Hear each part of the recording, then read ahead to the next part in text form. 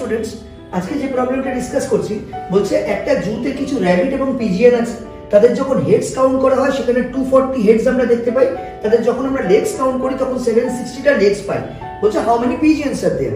আমরা জানি র‍্যাবিট এবং পিজিএন দুজনের মধ্যে দুটো প্রাণীরই দুটো করে মিনিমাম লেগস থাকবে, শুধু র‍্যাবিটের ক্ষেত্রে দুটো লেগ এক্সট্রা থাকবে, কারণ র‍্যাবিটের 4টে লেগ থাকে, পিজিএন এর দুটো থাকে।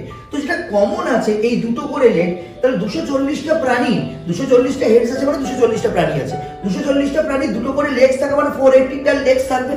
টোটাল আছে লেগস হচ্ছে 760। এই 760 থেকে 480 মাইনাস করলে বাকি যা 280 লেগস রইলো, এই লেগস এক্সট্রা লেগসটা রেসপন্সিবল হচ্ছে এই র‍্যাবিটের দুটো করে এক্সট্রা লেগের জন্য। তো 280 কে আমি 2 দিয়ে ডিভাইড করলাম, whatever we have that is the number of rabbits. সেটা হচ্ছে নাম্বার অফ র‍্যাবিটস, কতগুলো র‍্যাবিটস রইলো।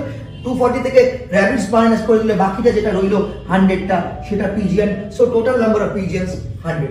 Thank you.